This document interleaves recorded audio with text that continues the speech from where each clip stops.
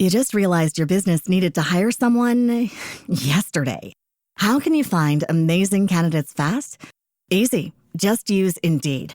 Stop struggling to get your job post seen on other job sites.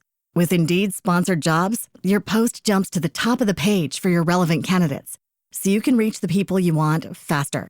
According to Indeed data, sponsored jobs posted directly on Indeed have 45% more applications than non-sponsored jobs. Don't wait any longer. Speed up your hiring right now with Indeed.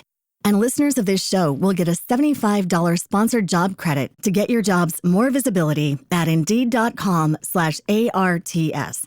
Just go to Indeed.com/ARTS right now and support our show by saying you heard about Indeed on this podcast. Terms and conditions apply. Hiring? Indeed is all you need.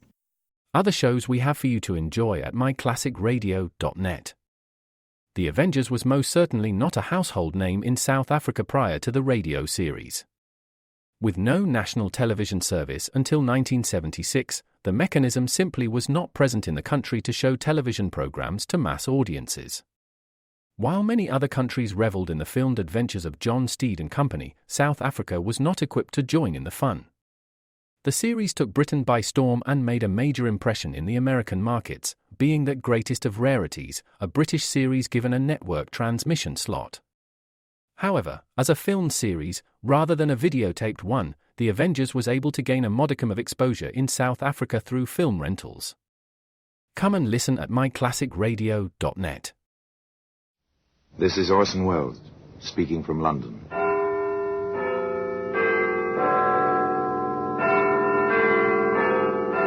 The Black Museum, a repository of death. Here in the grim stone structure on the Thames which houses Scotland Yard is a warehouse of homicide, where everyday objects, a package of cigarettes, a length of string, a linen napkin, all are touched by murder.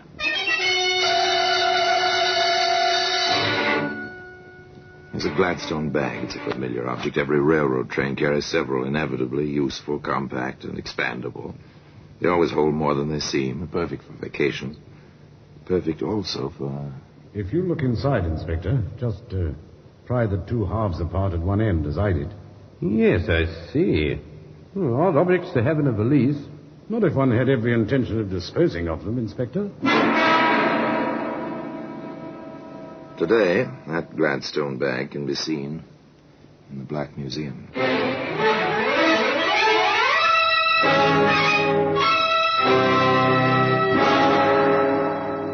From the annals of the Criminal Investigation Department of the London Police, we bring you the dramatic stories of the crimes recorded by the objects in Scotland Yard's Gallery of Death, the Black Museum. In just a moment, you will hear The Black Museum, starring Orson Welles.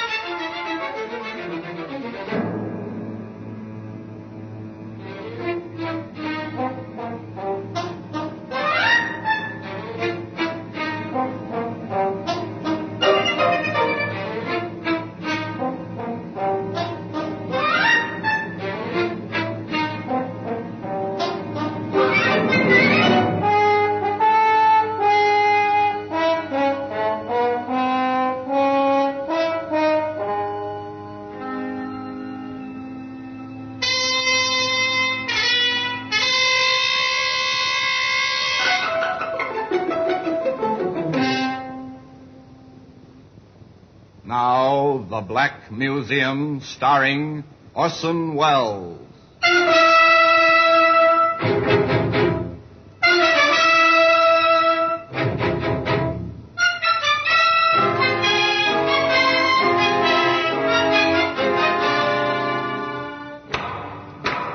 Well, here we are in the Black Museum, Scotland Yard's mausoleum of murder. There are times, as I open this door, that I feel the old familiar inscription should be carved on the lintel. Abandon hope, all ye who enter here. Yes, abandoned hope of peaceful, quiet, dreamless sleep, for within this room is almost every instrument which ever has been used for the commission of the foul deed called murder. Yes, here lies death. No doubt about it. You feel it in the dull, oppressive atmosphere. You see it first marked calmly on the neatly lettered cards. So-and-so died by this instrument at the hands of so-and-so, dated, and so forth. Your glance passes to the thing itself. You almost feel the blood. Here's a camera. Ordinary tourist snapshot-taking camera. Yet within the blackness of this box, the film registered two faces. A third person saw a print. And from that recognition, 3 people died. One by a hangman's rope. Here's a briar pipe, well smoked, thoroughly discolored. A pleasure to a pipe smoker, but no pleasure to the man who inhaled hydrocyanic gas with his tobacco. Nor to the killer, trapped by the pipe itself. Ah, here we are, the Gladstone bag. Piece of luggage for a man. It looks so commonplace, so much as if it belonged to a traveling salesman, not to Jim Hudson. Of course, in a way, Jim was a traveling salesman. He certainly had a sales talk. And he was quite successful at it. Sally, I've never seen you looking lovelier. Oh, Jimmy, you always do that. Do what, sweetheart? Say things like that just when I want to pick a fight with you. That's one of the reasons I love you so much. Despite your wife and everything else. Everything else? That's what I wanted to fight with you about.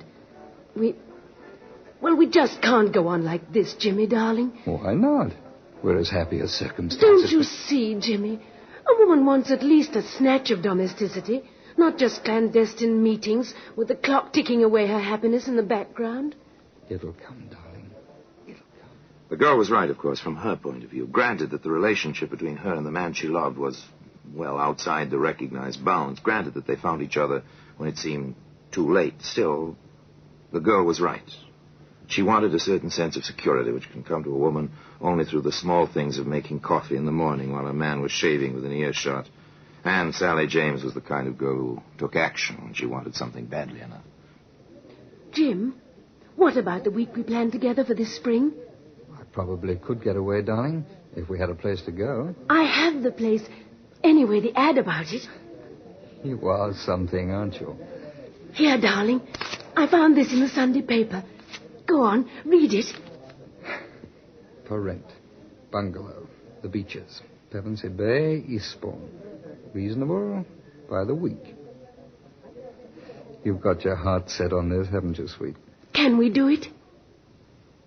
The week of April 12th. All right? All right. Oh, Jimmy, it'll be heaven down there by the sea.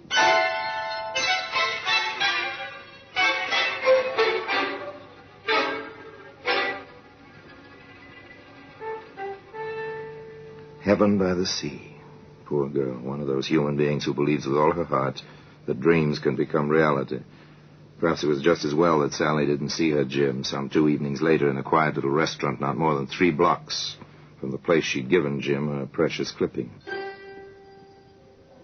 Rhoda, my darling, I've never seen you looking lovelier. Oh, come off it, Jimmy. That kind of romancing just isn't in my style. You're a woman, aren't you? Well, you ought to know, Jimmy boy.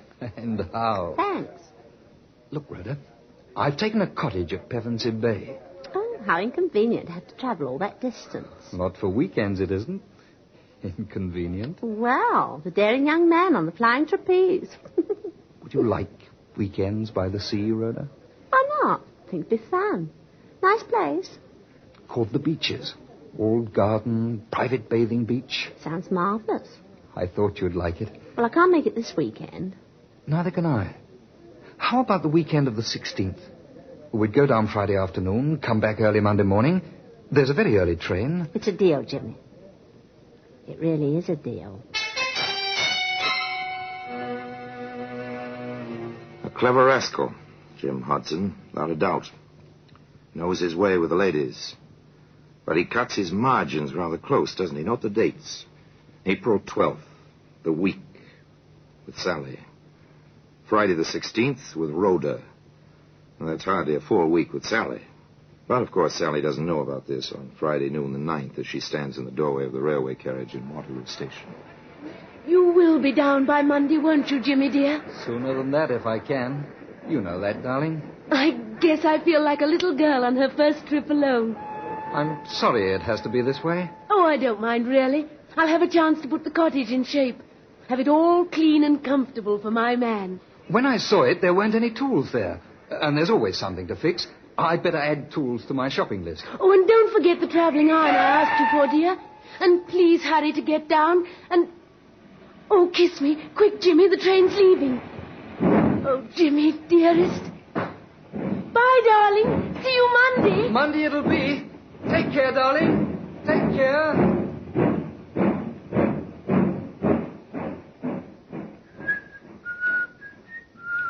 Watch him as he walks up the platform.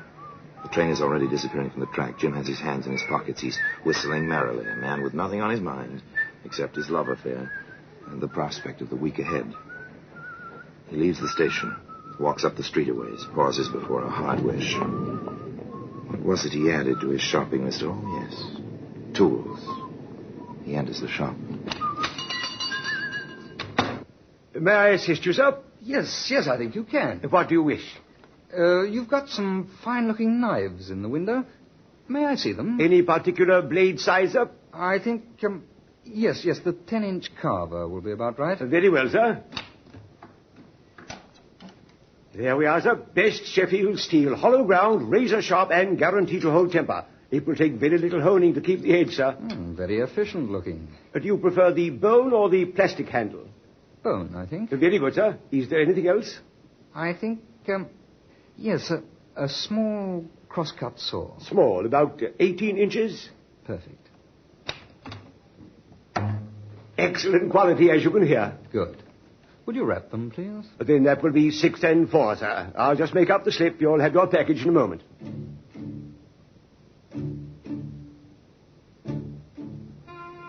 Jim Hudson took his package on the train with him on Monday morning.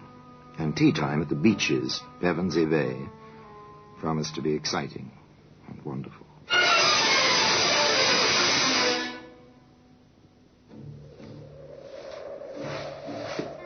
Isn't this wonderful, Jimmy? I discovered the path to the top of the cliff on Sunday. Oh, Jimmy, it's paradise. It is a nice view. And so alone, so private.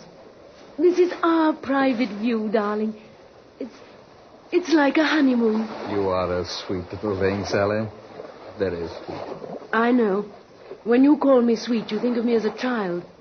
But I love you as a woman, Jimmy. I know. Shall we go back now? It looks like it may kick up a storm. If you want to, darling. Whatever you want. Whatever he wants, Sally. But does he know what he wants, this man with a wife in London, you at the beaches, and still a third woman waiting to join him just 4 days from now? It's too bad the beach isn't sand. Oh, I don't know. Shale isn't bad. Funny about this place. Funny? How, darling? Do you remember the Doris Clark case? Who was she? She's the reason the beaches was available. I don't understand. She lived here. 2 men she knew came down. She was beaten, buried alive in the shale. The men hung. How horrible. They made a lot of mistakes, so they mightn't have been caught.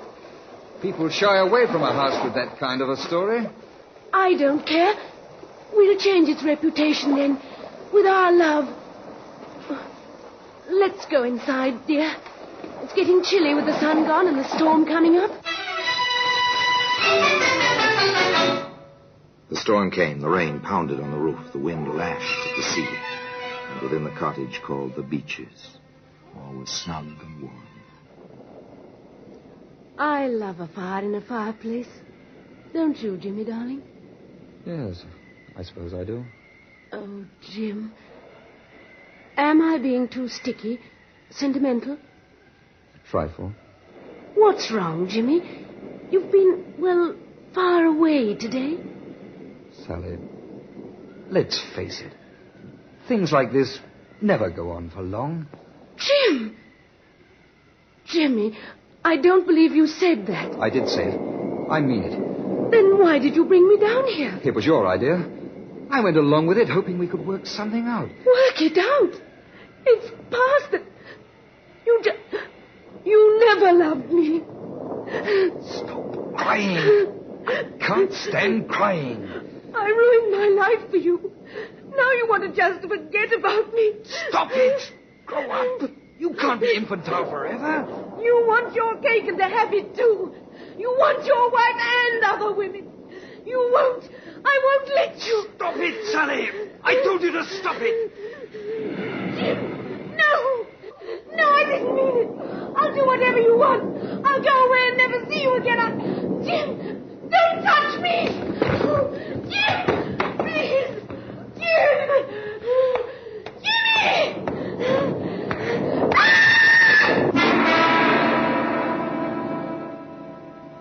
The scene was set, save for one vital piece of evidence. A black Gladstone bag, which can be seen today in the Black Museum. In just a moment, we will continue with The Black Museum, starring Orson Welles.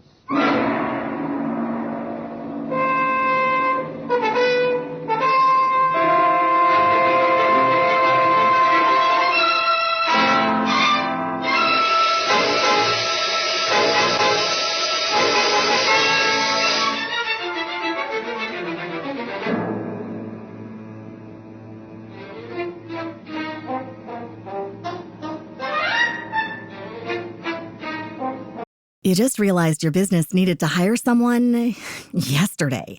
How can you find amazing candidates fast? Easy. Just use Indeed. Stop struggling to get your job post seen on other job sites. With Indeed sponsored jobs, your post jumps to the top of the page for your relevant candidates, so you can reach the people you want faster. According to Indeed data, sponsored jobs posted directly on Indeed have 45% more applications than non-sponsored jobs. Don't wait any longer. Speed up your hiring right now with Indeed. And listeners of this show will get a $75 sponsored job credit to get your jobs more visibility at Indeed.com/ARTS.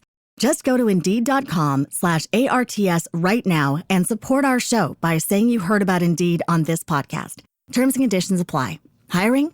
Indeed is all you need. Other shows we have for you to enjoy at myclassicradio.net.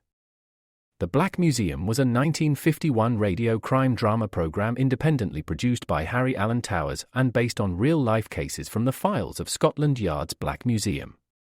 Ira Marion was the scriptwriter, and music for the series was composed and conducted by Sidney Torch. Although often mistakenly cited as being produced for the BBC, the series was produced and syndicated commercially by Towers throughout the English-speaking world. Come and listen at myclassicradio.net.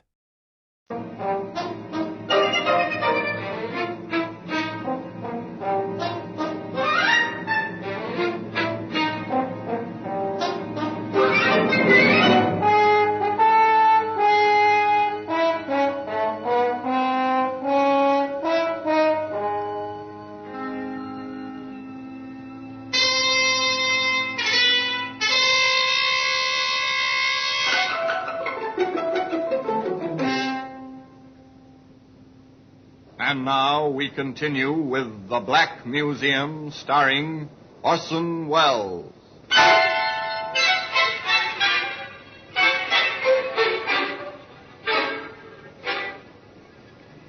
Friday, the 16th of April, dawned fine and clear. A calm, gay Jim Hudson made his way, whistling as usual, through the weekend-bound crowds of Waterloo Station. Well, here you are, my good man. Glad you think I'm a good man. Well, I think you are. By Monday morning, I'll know. Then let's make that train, baby. Pevensey Bay on number 7.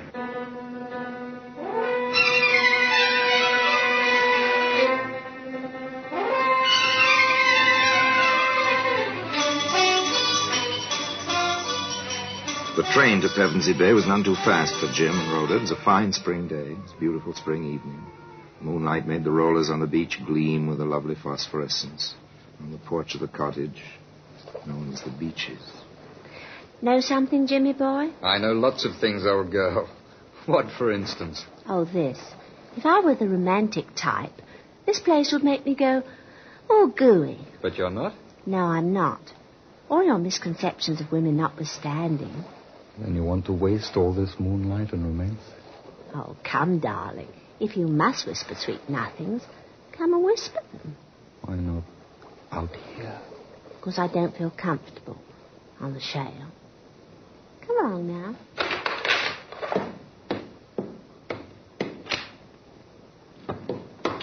Always let the woman have her way, particularly after she's cooked a beautiful dinner. Here now. I'm the only beautiful thing around here this weekend. And you are, Rhoda. You are. What a way you have. In here, darling? No, not in there. It's a spare room, not made up. I want to see it. Oh, nothing in there. Are you going to deny me anything, darling? It's locked. Oh, Jimmy. No. Say, what are you? Bluebeard or something? Maybe I am.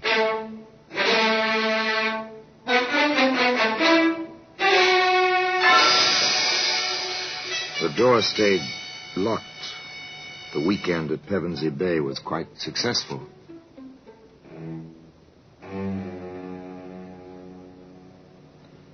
But now, the scene changes to a London street, lined with somewhat shabby buildings, which house somewhat shabby offices. Into one of those buildings, a woman hurries, almost furtively. She climbs the stairs, one flight, walks into an office, door of which announces in gold lettering, Cross Detective Agency. You are Mr. Cross? I am. What can I do for you, Mrs. Mrs.? My ring. Yes, an old trick. Sit down, won't you? Thank you. My name is Lillian Hudson, Mrs. Lillian Hudson. I see. Well, how can I help you? I want some information on my husband, James Hudson. Go on, please. I saw your advertisement. Were you formerly with Scotland Yard? I was.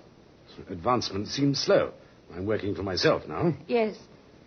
Well, I have reason to believe that my husband has been, seeing other women. And you want me to get the evidence? I think so.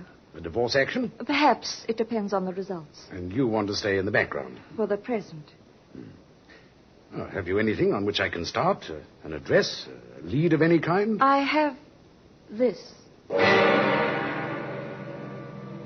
A baggage check. Waterloo Station baggage storage.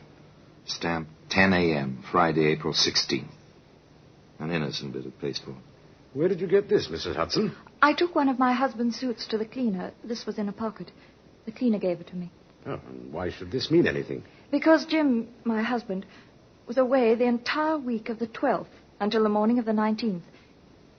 It came to me, if he had told the truth, how could he have checked something at Waterloo on the 16th if he were out of town all that week? An interesting observation, Mrs. Hudson. Well, suppose I go over to Waterloo Station and pick up whatever was checked there. Oh, and sorry to mention this, but it is customary to have a retainer, you know. Private Detective Cross, once of Scotland Yard, went on over to Waterloo Station and presented the baggage check. A short while later, he arrived in the office of Inspector Henley at the Yard. Oh, yes, Cross. I remember you now. Thank you, Inspector. You were with us once, weren't you? Yes, sir. You know, there are times, Cross, when I wish I had the gumption to strike out on my own. Too late now, however. There are times, Inspector, when I wish I'd stayed on here. However... Yes, to each his own, and the grass is always greener, and so on. Well, Sergeant Anderson said you wanted to show me something. Oh, yeah, this, sir. This Gladstone bag. Looks perfectly normal. Locked, I see. Yes, if you look inside, Inspector, just pry the two halves apart at one end, as I did. Yes, I see. Odd objects to have in a valise. Not if one had every intention of disposing of them, Inspector. You're probably right about that. Seems like some silk or something. And badly stained. If I were a gambling man, I'd give 10 to 1 the stains are blood, sir. And it wouldn't be much of a gamble. Any ideas on what the metal objects are? Well, I flashed my penlight in there, sir. One is a carving knife, and the other is a carpenter's saw. I see. How did you come into possession of this bag, Cross? Mrs. Hudson found the check for it in her husband's pocket. She says the cleaner found it. I doubt that. Divorce action, I assume. Correct, sir. I understand. Well, my suggestion is this. We'll give you another stub. Give it to Mrs. Hudson and have her place it in her husband's pocket. When he comes back for the bag, we'll have a man ready to pick him up. It seems to me this little matter bears further investigation. So simple, so quietly effective.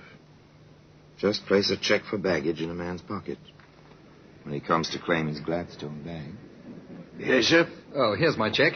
It's a brown Gladstone. Left it 3 days ago. Just a moment, sir. Sergeant Anderson, sir. Yes? It's the check you've been waiting for, that fellow there, whistling. Thank you. Give him the bag. I'll speak to him. Yes, that's my bag. Oh, that'll be 2 and 6, sir, for overtime storage. Oh, here we are. Thank you, sir. Glad to oblige. Excuse me, sir. You James Hudson? That's right. Who are you? Sergeant Anderson, Scotland Yard. My credentials. If you would be good enough to come with me. What for? Inspector Henley would like to see you. He's waiting at the police station just a block or two from the station here. Well, I've got my bag here. Couldn't it wait tomorrow, or... That's all right, Mr. Hudson. I'll carry your bag.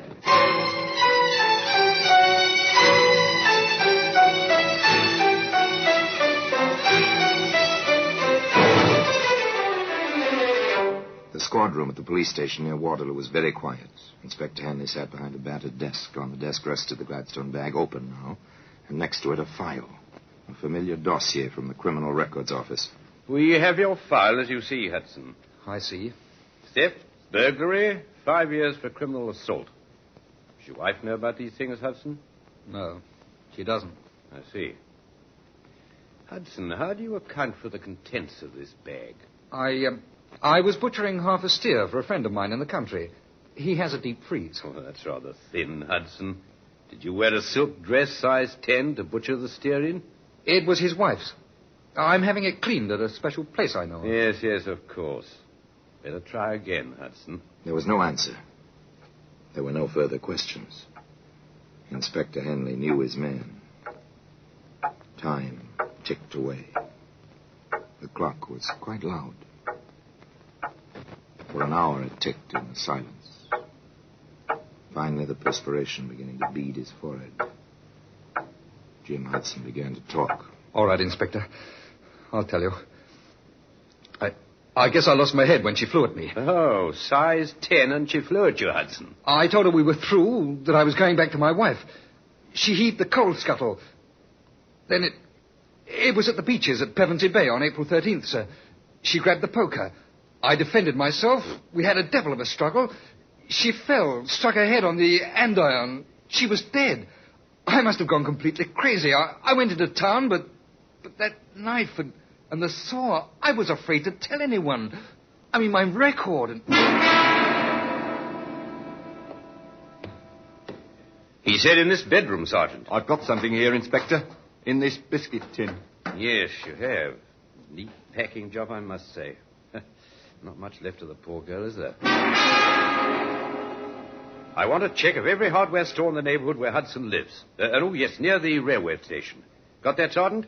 I want the sales slip on those implements and the clerk who sold them, if possible. Yes, Inspector, I remember the incident perfectly. The fellow came in whistling, asked about the knives in the window. He bought one, then asked for a small saw. Here's the slip, sir. Well, this says April the 9th. Hudson claims he didn't buy these things until the 13th. It was the 9th, Inspector. I'll stake my life on that. It's no good, Hudson. You bought that knife and that saw on Friday the 9th. You went to Pevensey Bay prepared to do exactly what you did do. If we ever had evidence of premeditation, we've got it now. You're under arrest, charged with willful murder. And I must warn you that anything you say may be used in evidence. Each clue in its place. The case was complete. Closed as tightly as that same Gladstone bag, which can be found today in the Black Museum. Orson Welles will be back with you in just a moment.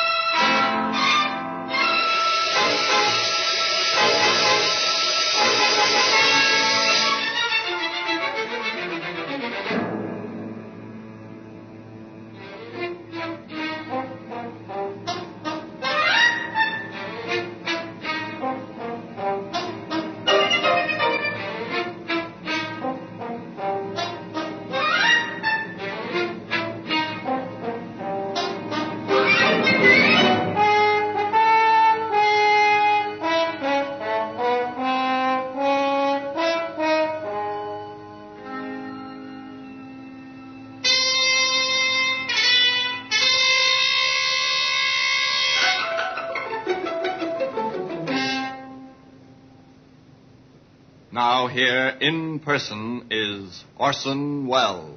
There was no question about it. Jim Hudson, despite his claim, the usual claim of accidental death, was convicted of homicide and sentenced to the brief but final walk at 8 o'clock one winter morning. On the scaffold, his feet bound, the white hood already in its place over his head, the rope with its knot of 13 coils around his neck, Jim Hudson lunged forward, trying to escape the trap. The executioner pulled the lever, the trap fell. Jim was pulled backward, striking his head against the wooden flooring. He may have died before the rope had its customary effect. However, the Gladstone bag is still to be found in its customary place in Scotland Yard, in the Black Museum. Till we meet again next time, in the same place, and I tell you another story about the Black Museum, I remain, as always, obediently yours.